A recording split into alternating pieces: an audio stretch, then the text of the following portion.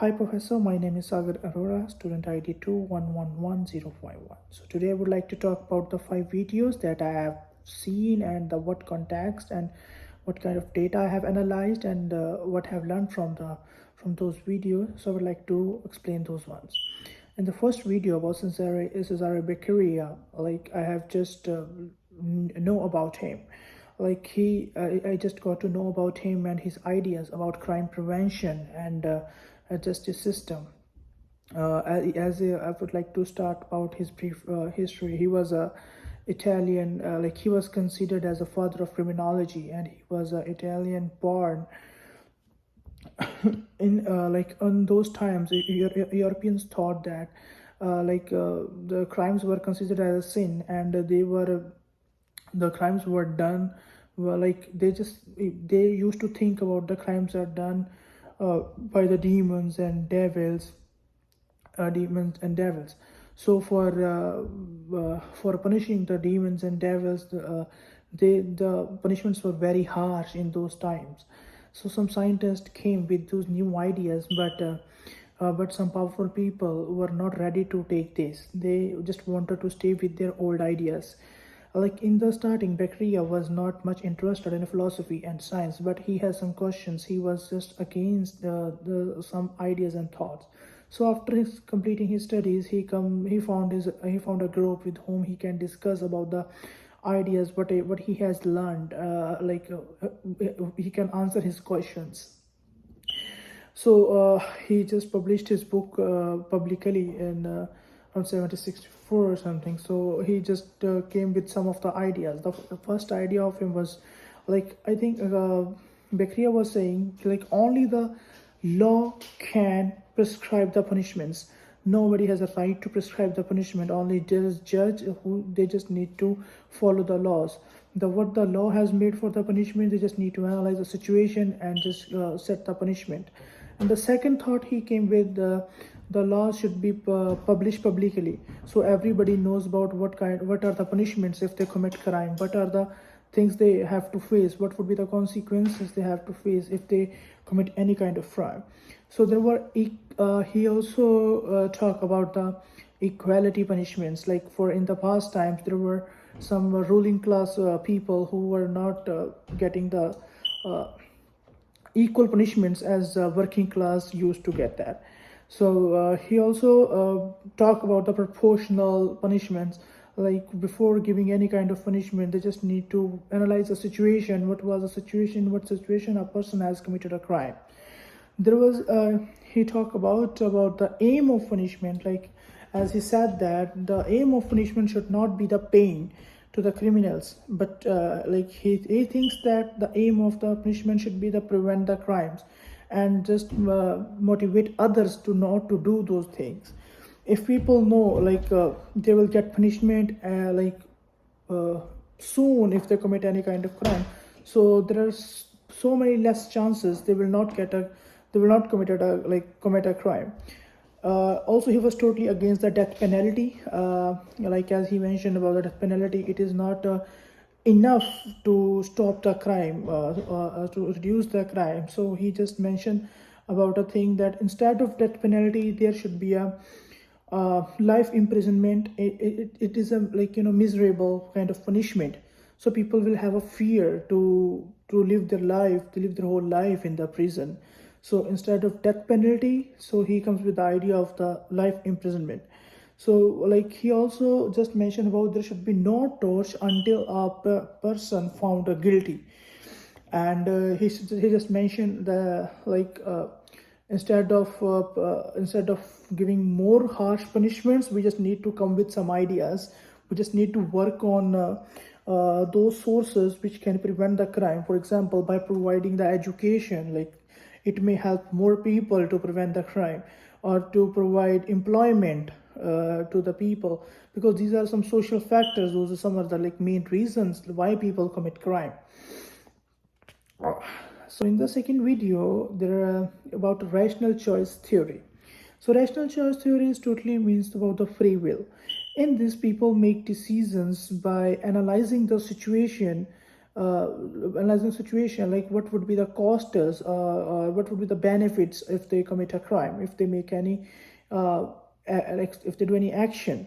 For example, like they will decide whether costs are more than the benefit, then they will commit a crime, otherwise they will not. So rational choice theory not only it doesn't focus on psychopathy and social factors like what are the biological or the why people commit crime. It only like mostly focus on the opportunities that people have, and just let them to make a decision about committing a crime. Like for example, there are so many like potential offenders that usually commit crime. So they do, they just analyze the situation. For example, if costs are more, if costs are more than the reward or than the benefit, so they will not commit a crime. But if benefits are more than the cost, then obviously there are so many chances to commit a crime. So it is like this theory is very easy to dismiss, because as no all humans are not rational, they are not rational. So because everybody don't think about the consequences, or they don't make a list of pros and cons if they make any kind if they like commit any crime, or like yeah, they don't make any kind of pros and cons or think more about the situations. So they just do it, with their emotions, like if they have something in their mind, so just do it. So it is also called about the uh, bounded rationality. Bounded rationality, like they in this people just wanna like know, like this theory just only focus on why people commit crime, analyzing the costs and benefits. Let's take an example, like what would be the costs, and what would be the benefits if people commit crime. Costs would be like risk of being arrested, feeling ashamed, or being disapproved from the society and family members, or maybe expelled from a school, or like losing a job. So this kind of costs, maybe they have to pay in this one. But what could be the benefits if they commit a crime? Maybe financial benefits. For example, if they steal something from from a person, they will get a financial benefits, or maybe they can get more respect by their peers.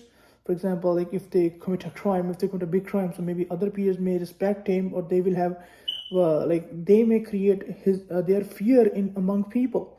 So that's why these are the some reasons. So that's why it is very important to analyzing the situations in this, like why the crime has been committed. So let's move to the third one. In the third video, it was for the criminal mind, the relationship between criminology and the psychopathy, or psychology, we can say.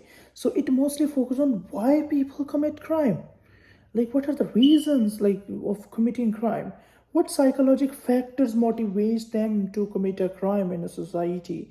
For example, Cesare Lombroso came with his ideas, very strong ideas about this, about the biological approaches. Like he just mentioned the like criminals are born differently.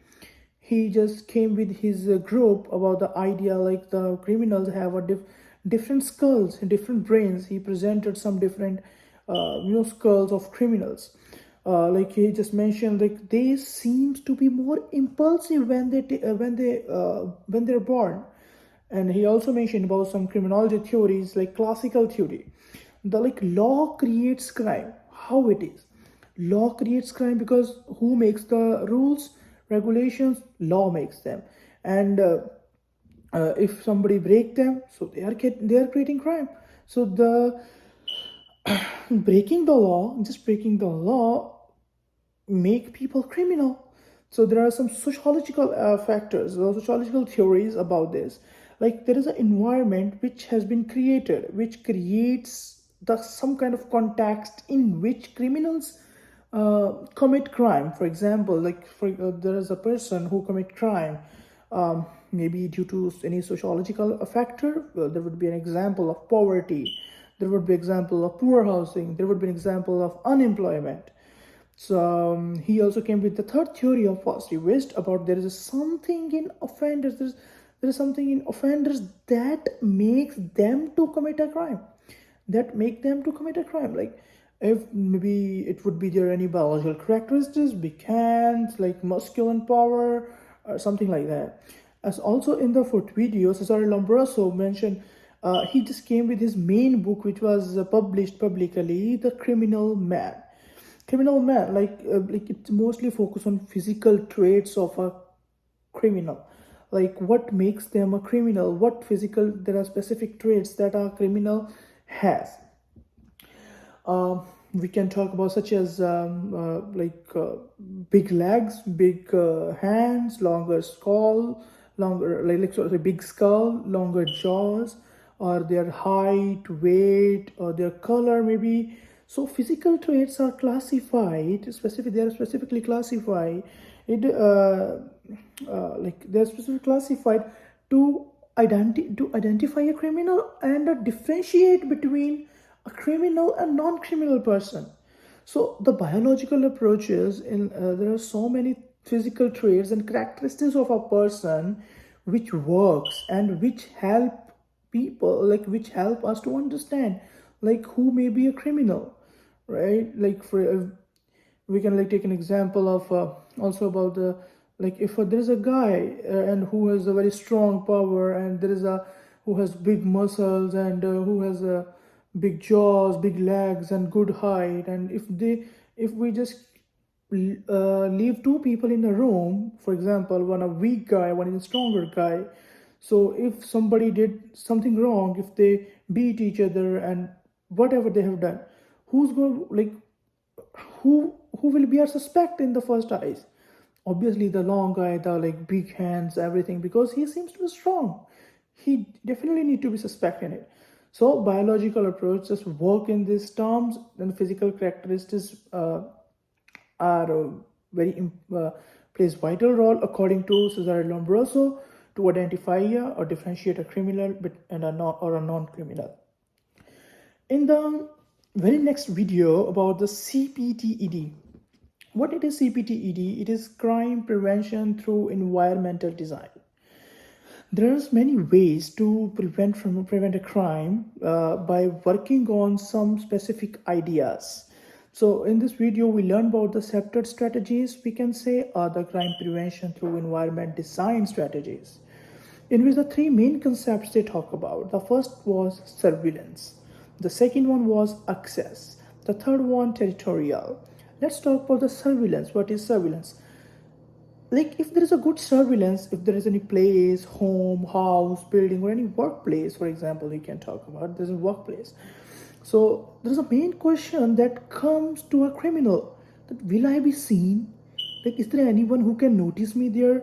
Like in surveillance there should be a good surveillance, for example cameras, like as the some service were done, like those places who have cameras like outside their gates, out like around their places, there are so many less chances of being a victim, or like there are so many less chances that a person can commit a crime on those places. Second, access is very important. Can I get out or not? Like that, obviously, the question comes to the criminal's mind that if I enter in this place and do something wrong or commit any crime, like for example, do stealing or do like anything, so am I able to get out from this place or not?